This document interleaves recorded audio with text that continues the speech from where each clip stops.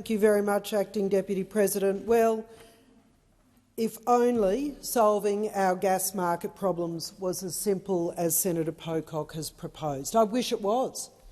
I truly wish it was. We can see that in the last 3 years, Labor's interventions have not only failed, they have made the gas market shortfall even worse.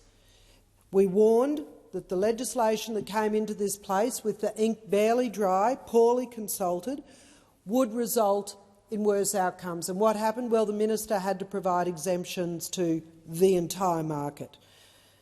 They have made our gas market more complex, more confusing, less secure. And guess what that means? Well, it means that there is less supply, prices have gone up, and investors are worried. Now, Senator Pocock would have you believe that Australian gas, being owned by the Australians, can simply and easily be extracted. And of course, that's not the case. These are multi-billion-dollar industries. And for that reason, investment, certainty and confidence determines whether or not we bring more gas to market. In Australia, over generations, we have seen ebbs and flows of investor confidence. And what has undermined it the most? Well, unfortunately, activist organisations currently, like the Environmental Defenders Office, like the Australia Institute, others that have talked down confidence in the Australian market, some that have funded appeals that have locked up more gas coming into the Australian market. Well, I'm delighted that in Queensland more gas reserves are being released. We're seeing great companies producing more gas for Australians. But guess where it's not happening? Well, it's not happening in Victoria, where activists have shut down future gas investment in that state, the place that uses the most gas. It has a long history of gas production in the Bass Strait, a great reliance on manufacturing and domestic use. And guess where those jobs are going? Well, they're leaving Australia because they cannot compete with the gas prices because it's not being produced locally. Moving gas around in pipelines costs dollars per gigajoule. It is expensive, so it's important that gas is produced where it's needed. But activist actions have meant that Victoria is off limits. Narrabri project in New South Wales has been slowed for a decade.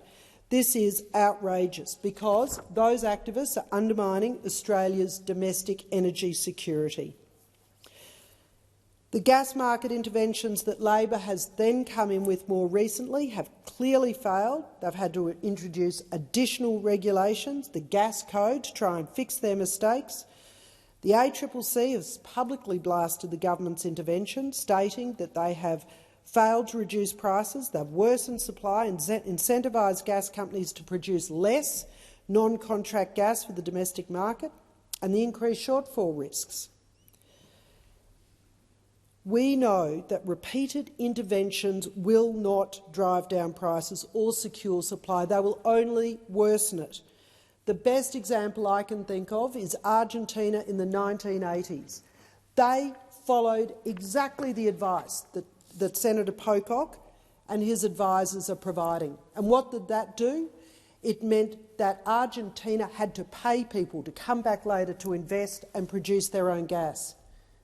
This is not simple. The US, Qatar, Canada, places that have been identified as having lower prices than Australia, well, that's because they're producing it. They're producing it by the well load. They have a glut of gas in the US, thanks to shale gas coming up with liquid fuels. That is what's driven down prices. So the idea that we are going to start interfering in the gas market further, I can guarantee you what will happen. We will see additional Australian companies invest offshore. Gas will get increasingly expensive here. What we are much better off doing is the Labor government getting out of the way. Stop funding the EDO. Stop encouraging activists to slow down investment and let the gas run, because that's what's in the best interests of Australians. Thank you, Senator.